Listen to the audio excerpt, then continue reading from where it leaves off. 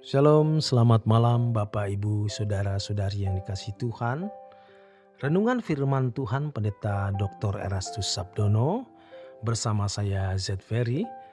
Malam hari ini berjudul Berbasis Kehidupan yang Akan Datang. Setiap orang berpikir dan bertindak berdasarkan filosofi hidupnya. Bagi orang beragama berdasarkan ajaran yang diyakininya sebagai kebenaran. Kebenaran yang diyakini melahirkan berbagai model atau gaya hidup. Sebab kebenaran yang diyakini tersebut membangun suatu basis berpikir. Basis artinya asas atau dasar. Kalau dalam dunia militer, basis menunjuk pangkalan tempat pasukan atau tentara mulai melakukan operasi menggempur musuh atau bertahan menghadapi serangan musuh. Basis biasanya merupakan tempat di mana ada gudang persenjataan dan persediaan logistik, serta tentara dikumpulkan. Adapun berbasis artinya menjadikan sesuatu sebagai basis, artinya sebagai pijakan dalam berpikir. Hal ini yang membentuk gaya hidup dan dasar dalam melakukan segala tindakan. Dengan demikian, basis berpikir ini menentukan kualitas hidup seseorang di hadapan Allah dan menentukan kekekalannya. Ada dua basis berpikir dalam kehidupan manusia. Yang pertama, basis berpikir pada kehidupan di dunia hari ini, yaitu di bumi ini. Kemudian yang kedua, basis berpikir pada kehidupan yang akan datang di langit baru dan bumi yang baru nanti. Bagi orang percaya atau umat pilihan, harus menentukan atau memilih hanya satu basis. Tidak boleh dan memang tidak bisa berpijak pada kedua-duanya. Umat pilihan diproyeksikan oleh Allah untuk menjadi anggota keluarga kerajaan. Anak-anak Allah yang akan dimuliakan bersama dengan Tuhan dan memerintah bersama-sama dengan Tuhan Yesus di dalam kerajaannya. Itulah sebabnya orang-orang percaya harus berbasis pada dunia yang akan datang seperti Yesus. Ketika Yesus dibawa ke atas gunung dan ditawari keindahan dunia, Yesus dibujuk untuk memiliki basis berpikir dunia hari ini.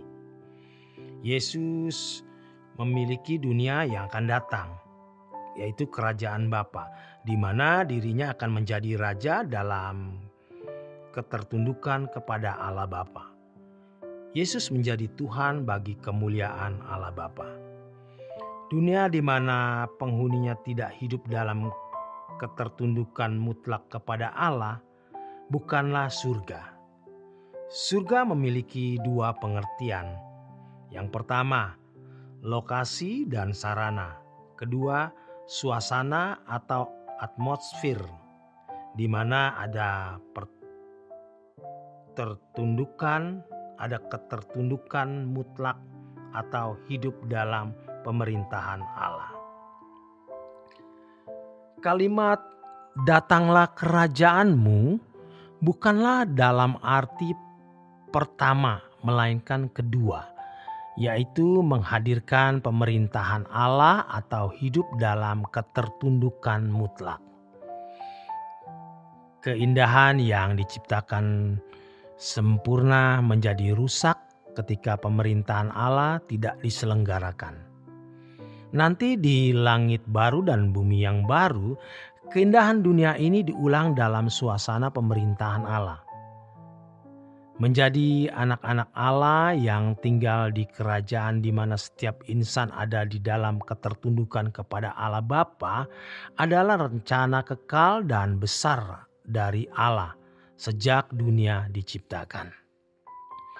Oleh karenanya, Allah memberi keselamatan di dalam atau melalui Yesus Kristus.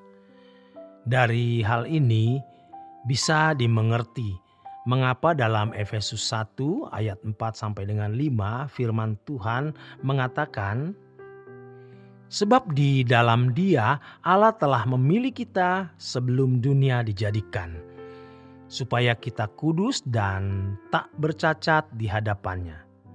Dalam kasih Ia telah menentukan kita dari semula oleh Yesus Kristus untuk menjadi anak-anaknya sesuai dengan kerelaan kehendak-Nya. Pada umumnya agama-agama dan kepercayaan masih berbasis pada kehidupan hari ini. Walaupun tentu saja kehidupan di surga menjadi pengharapan setelah mati atau di balik kuburnya. Tetapi pada dasarnya tidak menjadi basis berpikir satu-satunya. Paling tidak mereka berjejak pada dua basis berpikir tersebut. Tentu saja ada bagian mereka yang berbasis di dunia yang akan datang, tetapi tidak memiliki kejelasan seperti yang Alkitab berikan. Perjanjian Baru ajarkan, seperti misalnya agama Yahudi yang berbasis pada dunia hari ini. Orientasi kehidupan mereka masih terletak di dunia. Kehidupan keberagamaan bangsa Israel masih berbasis pada dunia ini, di bumi. Itulah sebabnya yang mereka persoalkan adalah tanah yang berlimpah dan susu madu. Kejayaan kerajaan Israel, kelimpahan materi, dan segala sesuatu yang masih berorientasi pada pemenuhan kebutuhan jasmani. Ketika Yesus berkata, "Carilah dahulu kerajaan Allah dan kebenarannya," sebenarnya maksud perkataan Yesus tersebut adalah bahwa orang percaya harus berbasis kepada kehidupan di dunia yang akan datang. Matius 6 ayat 33. Sebelum mengucapkan kalimat ini, Yesus berbicara mengenai fokus atau orientasi hidup. Matius 6 ayat 19 dan 21. Yaitu agar orang percaya menyeberangkan hatinya di surga. Dalam Matius 6 ayat 19 sampai dengan 21 tertulis, "Janganlah kamu mengumpulkan harta di bumi. Di bumi ngengat dan karat merusaknya, dan pencuri membongkar serta mencurinya. Tetapi kumpulkanlah bagimu harta di surga. Di surga ngengat dan karat tidak merusaknya, dan pencuri tidak membongkar serta mencurinya. Karena di mana hartamu berada, di situ juga hatimu berada." Banyak orang Kristen yang pikirannya belum diseberangkan ke surga. Padahal jelas sekali Yesus berkata di dalam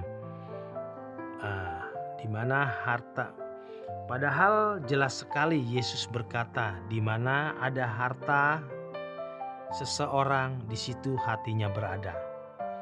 Pernyataan Yesus ini sebenarnya berbicara mengenai basis berpikir. Orang yang masih berbasis pikiran di dunia ini tidak akan bisa hidup di hadirat Allah. Demikian kebenaran firman Tuhan. Selamat malam, selamat beristirahat. Tuhan memberkati.